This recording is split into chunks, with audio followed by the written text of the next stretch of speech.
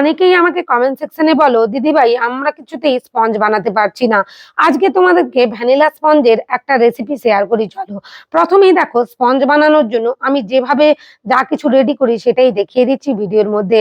এখানে butter paper দিয়ে আমি 6 ইঞ্চির একটা হাইটেড মোল্ড রেডি করে নিলাম। আর এখানে দুটো ডিম নিয়ে নিয়েছি। সমস্ত কিছুই কিন্তু রুম টেম্পারেচারে নিতে হবে। দুটো ডিম আমি এখানে বিটারের কাটা হাই স্পিডে রেখে 1 চিমটে লবণ বা 1/4 টিস্পুন লবণ দিয়ে ভালো করে বিট করে নিচ্ছি। এরপর স্টেপ বাই স্টেপ আমি সুগারটা এখানে অ্যাড করছি। সুগারটা অবশ্যই কিন্তু মিক্সি জারের মধ্যে আমি গুঁড়ো করে নিয়ে এসেছি খুব ভালো করে। এখানে দানাদার চিনি দিলে অনেকটা সময় লাগবে আর খুব ভালো করে মিশবে না। অবশ্যই কিন্তু যা যা টিপস আমি এই ভিডিওয়ে শেয়ার করছি, তোমরা যদি সেটা ফলো করো তাহলে কিন্তু আর কিছুই এখানে মেশাতে হবে না। পারফেক্ট ভাবে তোমরা একটা নরম সফট স্পঞ্জি কেক রেডি করতে পারবে অনায়াসেই। দেখো, আমি এখানে 3 থেকে 4 ধাপে সমস্ত গুঁড়ো চিনিটা অ্যাড করে দিয়েছি। আর গুঁড়ো চিনিটা অবশ্যই কিন্তু 1.5 থেকে 2 মিনিটের মধ্যে অ্যাড করে নেবে। এইভাবে 4 মিনিটের মধ্যে কিন্তু ডিম আর চিনিটা মিশে যাবে আর একটা ফোমি ভাব হয়ে যাবে।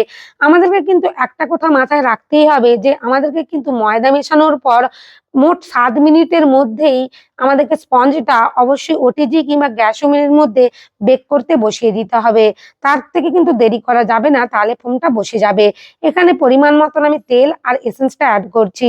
এখানে নান্দির এসেন্স অ্যাড করছি। তোমরা যেকোনো অয়েল বেস এসেন্স কিংবা এমনি এসেন্সও অ্যাড করতে পারো।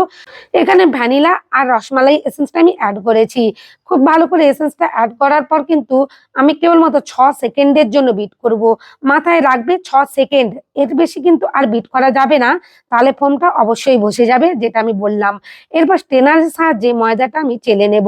তোমরা 2 ধাপে চালবে, আমি এখানে একবারেই দিয়ে দিয়েছি। কিন্তু তোমরা 2 থেকে 3 ধাপে চেলে চেলে এখানে একই ডিরেকশনে মিশিয়ে নেবে আলতো হাতে।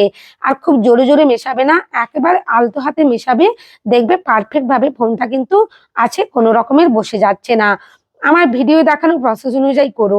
দেখো, আমার সাইডের অংশের যে ময়দাগুলো ছিল সেগুলোও আমি একটা ভালো করে মিশিয়ে নেওয়ার চেষ্টা করছি একই ডিরেকশনে। এরপর আমি কিন্তু একটা স্প্যাচুলা দিয়েও দেখিয়ে দেব কত সুন্দরভাবে এখানে ময়দাটা ফোমের সাথে মিশে গেছে আর একটা রিবন কনসিস্টেন্সি এসেছে। এই পর্যায়ে ময়দা মেশানোর সময় অবশ্যই কিন্তু ওটিজি কিংবা গ্যাস ওভেন, তোমরা যেটার মধ্যে কেকটা বেক করো না কেন, সেটা প্রিহিট করতে বসিয়ে দেবে। প্রিহিট করা ওভেন ছাড়া কখনোই কিন্তু কেক বেক করতে দেবে না। আগে থেকে যে দেখো বাটার পেপার আর তেল দিয়ে আমি টিনটা রেডি করে রেখেছিলাম, তার মধ্যে সমস্ত ব্যাটারটা খুব ভালো করে ঢেলে নিচ্ছি।